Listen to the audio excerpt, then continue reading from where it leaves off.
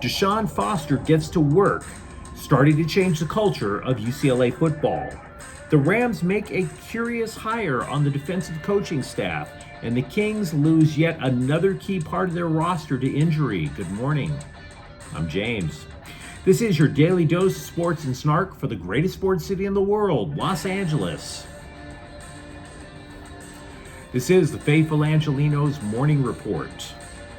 So it is February 26, 2024. As soon as I'm done with this clip, I am going to be heading over to the St. Loser Airport to go fly back west. Definitely looking forward to that because it's the end of the work week for me. Just like I get very happy about new subscribers, we added one to the Angeleno Familia yesterday. Thank you for getting in on the ground floor, and I'll do my best to keep you informed. And if you like being in the know about LA sports, clickety-clack the like button.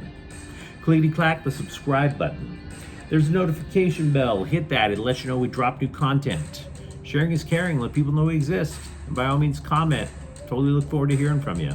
Before we go through the news and notes, look at the scoreboard.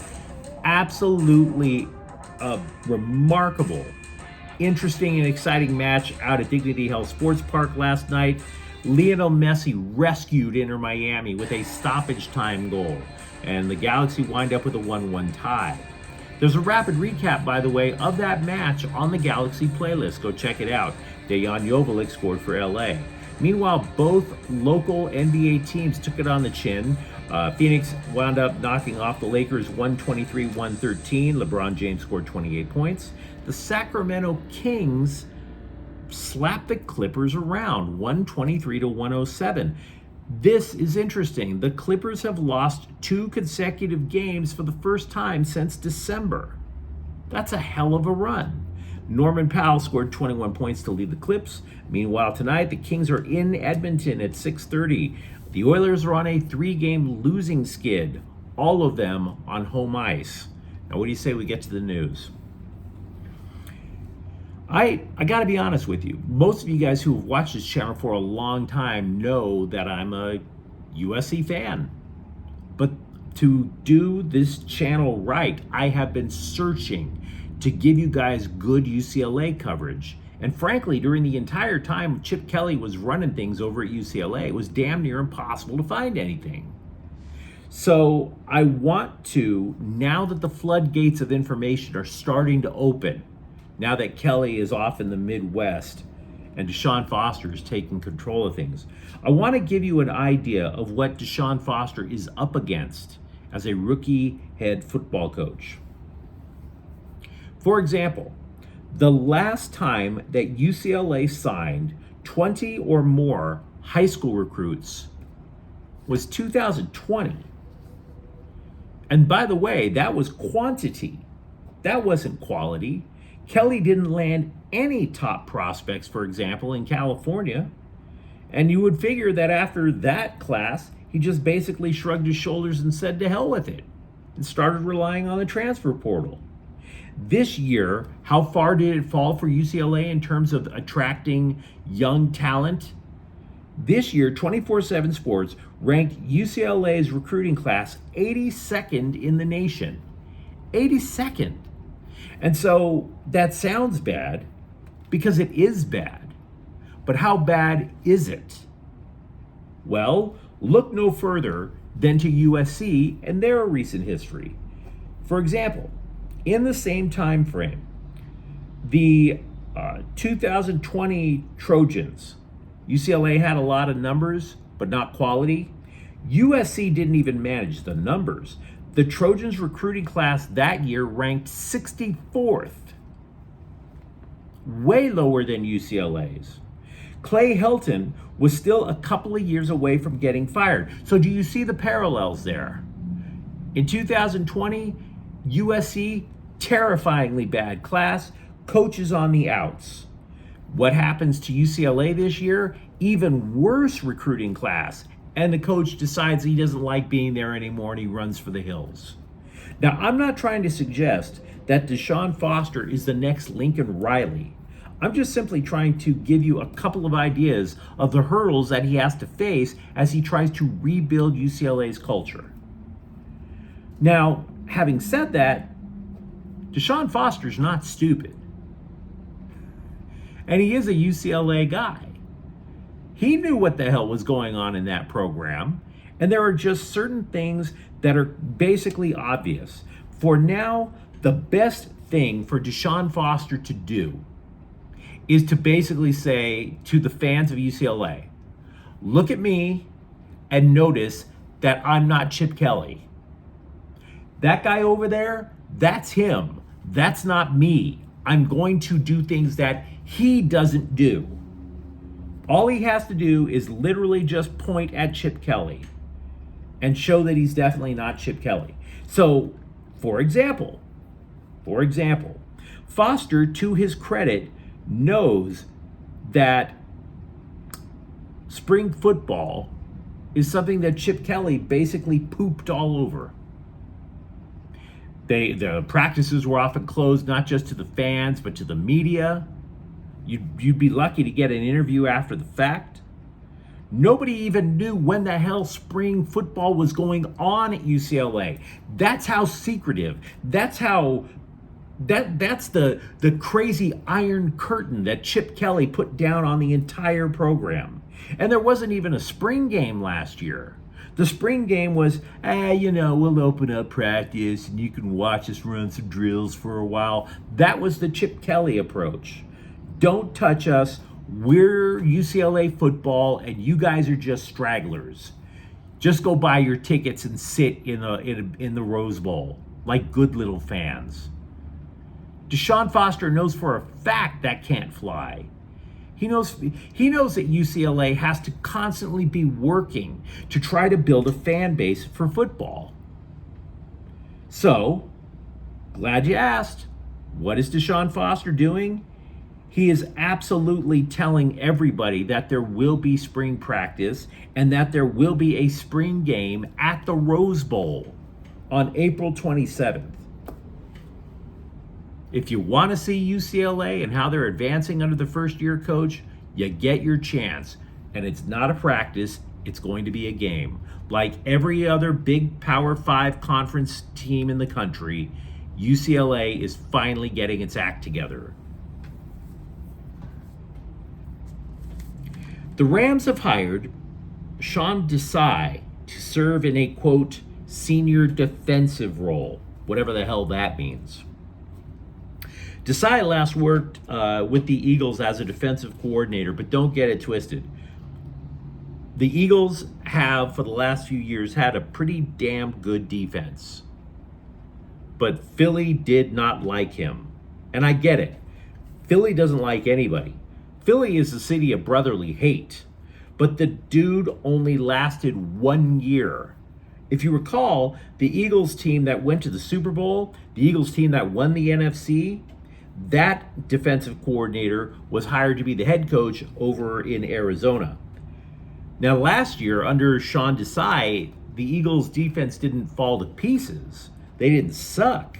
They were just extremely inconsistent. 1 week, they would remind you guys of how they went to the Super Bowl. The next week, they would just completely just roll over and let their little bellies get a nice big belly rub, right? Now, for example, Philly's defense did hold down the Rams to just 249 yards when they met this year. So, I got to tell you something. I'm not completely optimistic about this hire. We always talk about the Sean McVay coaching tree, right? All these people who have worked under Sean McVay, who've gotten head coaching gigs, who have gotten promotions, who've made career out of themselves. I'm starting to wonder if Vic Fangio really does have a coaching tree. Now, for those of you who don't follow a lot of football, Vic Fangio is this defensive guru. And he's spawned also, just like Sean McVay has spawned a lot of coaches, so has Vic Fangio, because he was very effective as a defensive coordinator. But the weird thing is, it's not a tree. It doesn't branch out. It's more like a wreath. It's incestuous, right? Because there are a bunch of teams, the Rams included, who recycled defensive coaches simply because they were connected with Vic Fangio. Brandon Staley, Vic Fangio. Not a coaching tree, a coaching wreath. Sean Desai, Vic Fangio. And by the way, when Desai got run out of Philadelphia, who did the Eagles replace him with? Drum roll, please. Vic Fangio. It's not a coaching tree, it's a coaching wreath. Very incestuous. Longtime viewers of the show know that I have a love-hate relationship with the Rams blog Turf Show Times, because they'll post something that's very intelligent and then they'll follow that one up with another post that claims Matthew Stafford needs to go because Carson Wentz is the future. What? So I want to file this little blog post on Turf Show Times, file that one under the hate, not love category. Here was a headline from Turf Show Times: LA needs a long-term Cooper Kupp replacement. They already have one. His name is Puka Nacua. Look on the roster, realize the stats. The next Cooper Kupp is already on the roster. Mikey Anderson, who pairs with Drew Doughty, they're the top pairing for the LA Kings defense, is now week to week. He is out with the dreaded upper body injury. He was hurt Thursday against Nashville. He didn't even join the team for their flight up to Canada. Jacob Mauvrier was recalled from the AHL affiliate over in Ontario. I don't know if that means he's being included in the top pairing. Probably not. Would you like to have some happy news on a Monday morning? Happy for the sake of happy, that type of news. Pointlessly happy news. Well, I got just a little bit for you right here. The Dodgers are bringing back Matt Kemp as an advisor. Now, Matt Kemp spent some of his career with the Dodgers, the salad days of his career, as Vin Scully would say, was with the Dodgers. He was a 3-time All-Star. He was second in the MVP voting in 2011, came within a hair's breadth of being a 40 home run, 40 steal guy. That would have been only the second person in Dodgers history to go 40-40. Now, why do I call this pointlessly happy? Because, let's be real, what the hell is his job? Right? Is it important? Is he just going to hang around and sign autographs out in center field? You tell me. He's not a coach. Don't get me wrong. Anybody who's gainfully employed in this economy, props to you. I totally understand that. But yeah, that's kind of pointlessly happy if you're just an advisor. Even Andre Ethier is showing up to actually physically coach Miguel Vargas. ESPN's Jeremy Fowler says he has spoken with many teams who would like to take a run at trading for the Chargers edge rusher Khalil Mack. No effing kidding. No duh. Thanks for the intel, Jeremy. Good talk. Slow clap, telling us the absolutely obvious on a Monday morning, right? I swear to God, some of these guys, they get their paycheck and tell you the you don't have to tell me the incredibly obvious, just the merely obvious might be a pleasant change of pace. Surprise me with something.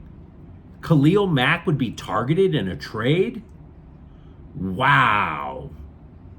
But you let me know what you think in the comments thread. I mentioned a couple of things about Deshaun Foster. What else would you like him to do to change the culture over at UCLA?